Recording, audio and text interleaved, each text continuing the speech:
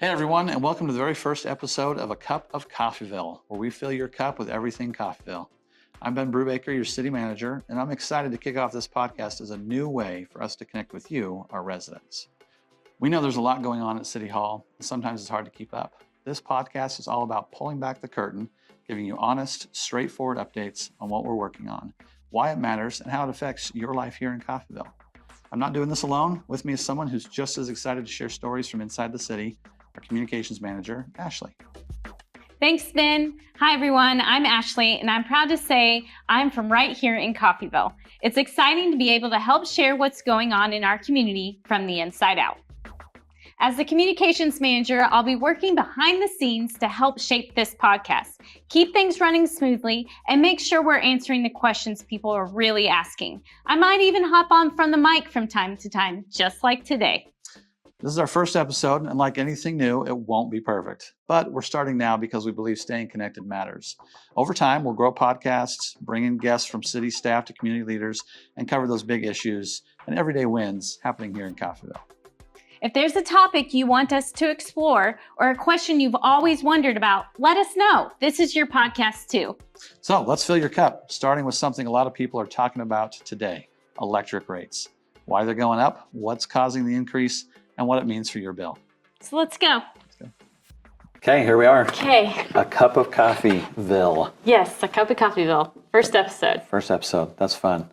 So Wyatt Starnes gave us the title. Yes, so thank you, Wyatt. Thank you, Wyatt. That was fun. We were looking at a bunch of them. I just thought, that one really works. So looking forward to this. Of course, you're going to interview me today and go through some of these questions. So shout out to him. Also want to shout out to Justin Martin, who has the WKOP podcast in town.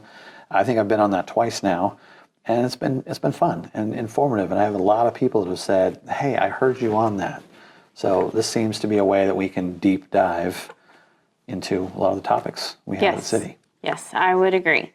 So speaking of, I know that you're going to be kind of in the hot seat today, so I have a couple questions that I would like to ask you. So, question number one. Okay.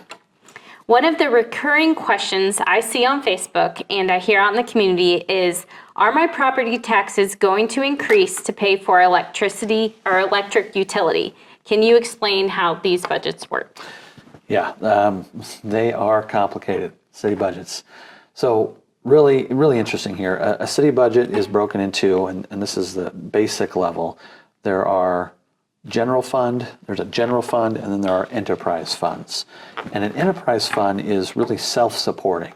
An enterprise fund is any fund that is generating revenue to pay for its expenses. So no, the sales tax dollars, the property tax dollars are not coming into the electric fund. There's not a correlation there. In fact, it's actually the opposite. This enterprise fund, when it makes money, will send money over to that general fund to support those general operations. An enterprise fund, it's not the true business. It doesn't have administrative expenses. That general fund is managing those. And so this enterprise fund will give money to the general fund to help it on its business needs. Okay, so you're saying that our electric utility is a self-supporting business, as you just kind of mentioned. Can you tell me what it takes to run this business? Well, in town we have two plants. So we generate electricity and then we distribute that electricity. So we have our new generation facility, which I think was built in 2017. So a lot of folks may remember that. That is out by the Coffeyville Airport, and those are these three large engines that take natural gas, and as they run, they generate power.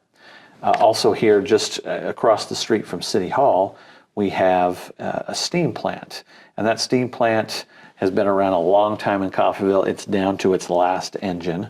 I think that was probably one of the reasons years ago we decided to go and build this new generation. But the steam plant, last engine left, it will generate as well. And so the combination of both of those is really what we talk about when we say generating electricity. That's what they actively do.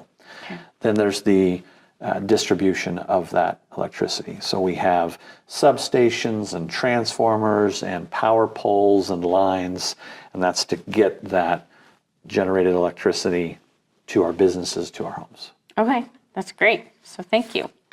So we keep hearing about PCA rates increasing. So if our electric utility is a self-supporting business, what is PCA and who is it coming from? Yes, so we are a self-supporting enterprise fund, yes. But generating electricity and sharing it is federally regulated.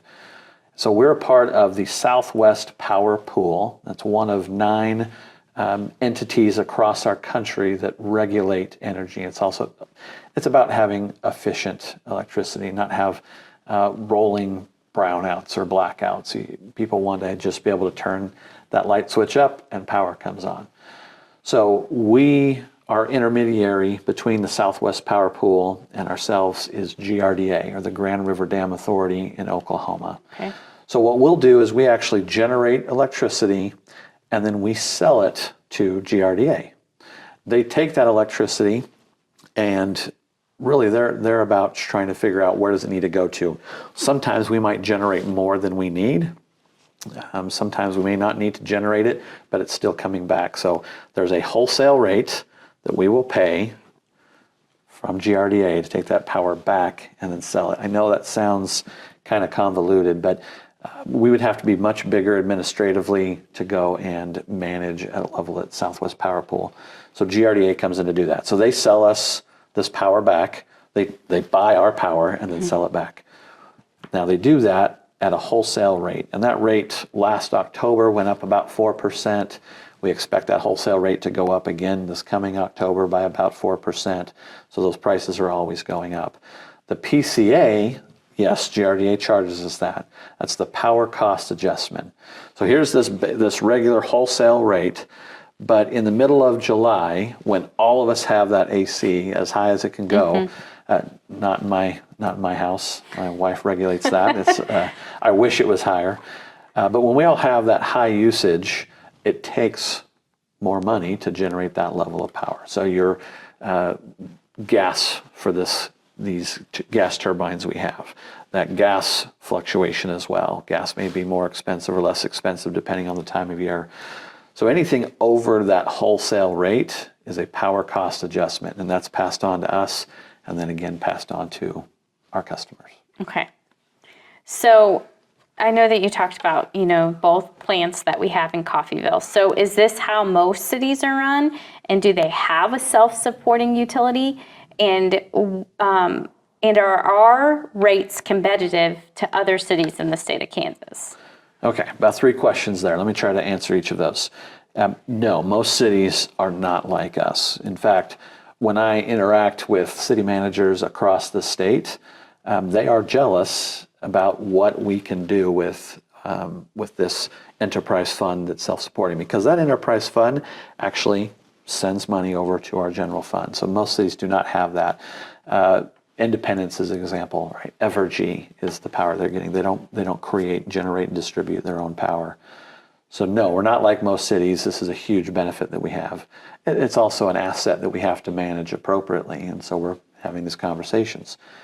When it comes to competitive, so we wouldn't say, is Coffeyville competitive with the city of Independence?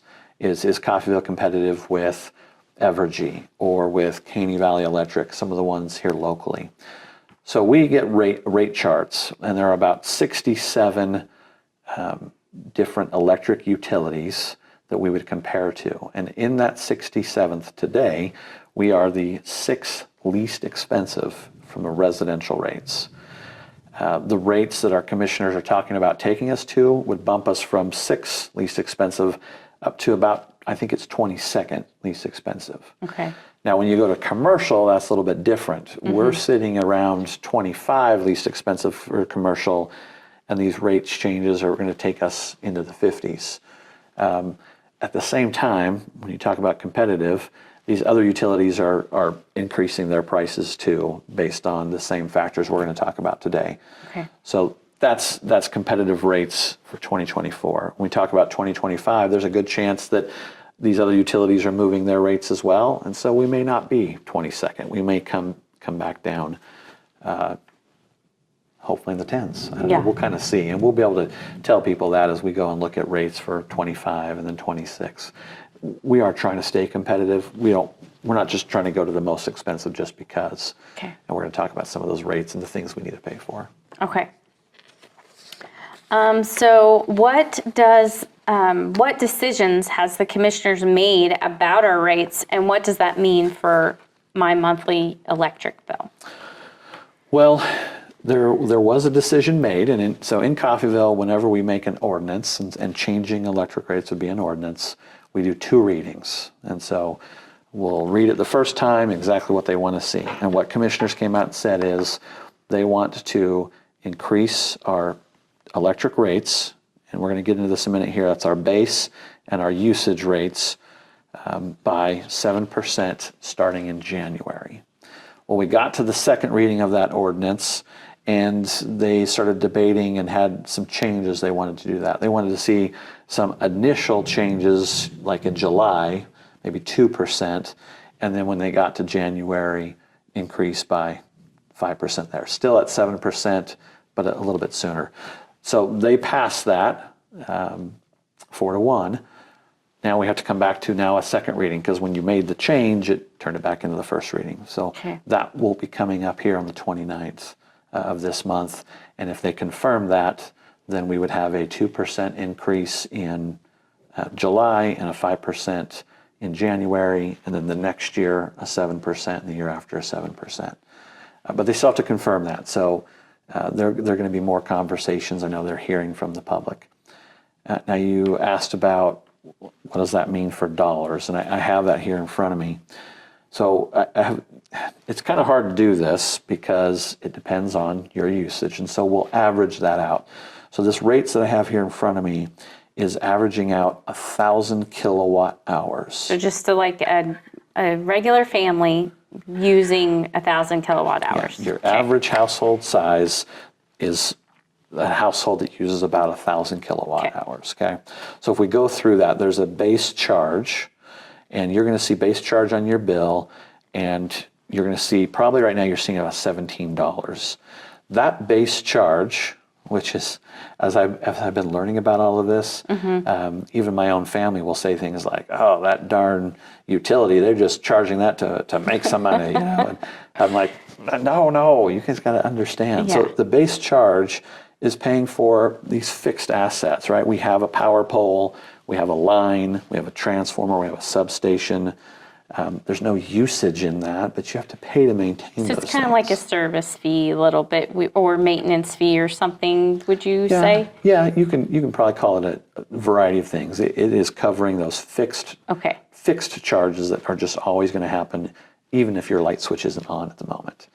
Then you move down into your usage charge, what I'm going to call it, your energy charge. So if I have my kids, right, I'm constantly following behind them. Same. Turning lights off, shutting doors, telling them how much money it's costing me. I did that for my parents, never got it, and here I am now doing that too. But if all the lights are on, the AC's on, and the front door's open, right, you're just generating a lot of power. So whatever you generate based on what's going on in your home will have a charge. So we're looking at a $0.0936 per that, or at that 1,000 kilowatt, equals about $93.60 monthly bill. Okay, so if I have a $17 base charge and a $93.60 usage charge, that's going to be what my monthly bill is. That's going up. So that base charge, again, timing to be determined, let's just say it's January. So my base charge would go from $17 up to $20, and my usage charge would go from this $93.60 up to $100. And so this is that 7% increase that they're proposed, or they're deciding on. Yes. So that's really, what is that? 9, 10, 11, 12, about a $12 or $13 increase a month from what folks have seen. Okay. Now, just to say that rate, 0.0936 is increasing to 0.10. Okay. So we're talking about cents in there, but when you use 1,000, you have to times it by 1,000 kilowatt hours. That's where the dollar amount comes from. Okay. I know that's complicated, and we have FAQs on the website. Yes. We're building out infographics. Yes. You do that with social media. That's kind of Yes. that instant information. So we'll keep putting this out there. But then let's talk about the PCA now. So our new electric director, Chris Weiner, that came in, as we were going with our consultants and talking about these rates, because every 3 years we look at our rates. Do they fit the needs that we have, increase in costs for things? So they're looking at that and they're going, wait a minute, PCA has been zero for like 2 years. And for years before that, it's been very low.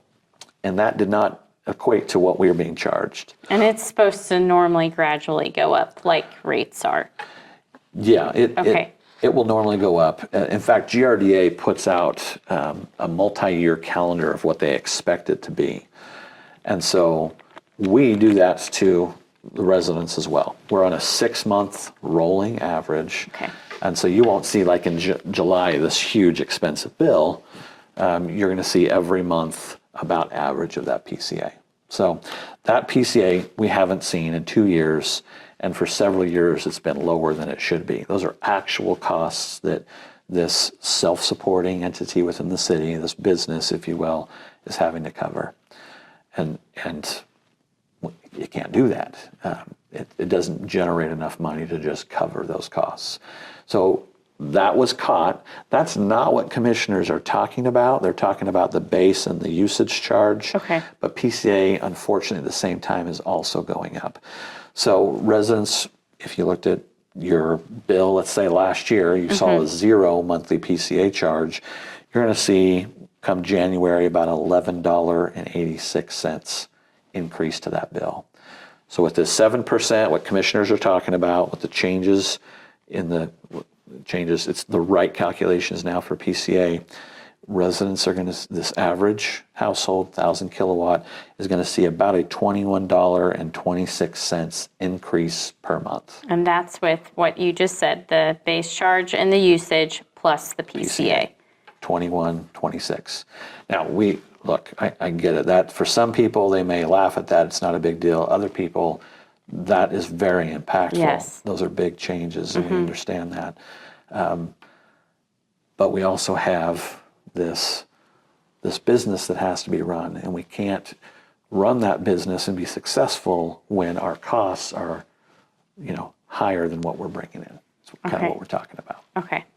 So thank you for clarifying that, because That's I know complicated. Well, I know the percentage is a little scary when you hear UC7, and then other people were like, "Oh, there's going to be a 10% in PCA. What is that?" Type thing. So I think Translating it to dollars. is a lot easier to wrap your mind around.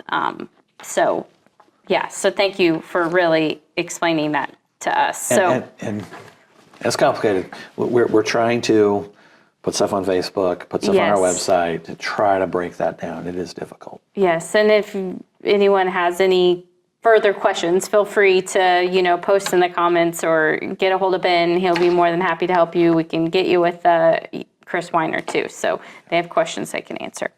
Okay, so how we as residents, how can we lower our electric bill if we're seeing this increase and we're wanting to do something ourselves? How can we do that? Yeah, it's just like me chasing my kids, right? I'm turning off those lights. I'm shutting doors. When I shut those doors, then my thermostat is reading kind of like the hallway in my main room instead of each of those doors too. Maybe a kid left the blinds open. You can shut blinds. Yes. There's all these varying degrees, and we're going to put that out there too. But anywhere you can turn that usage off, especially when you're away from the home, and it doesn't need to be, or maybe increase the AC. And I say this, and I hate that, because when I show up from work, I want that thing low, right? I don't want it to sit there for an hour as it gets low. Yes. But those are the ways that we can decrease that bill. Use ceiling fans. Fans help circulate air. And then I was reading also, there's phantom energy use. So, if you have your cell phone charger just plugging in, unplug it until you need it.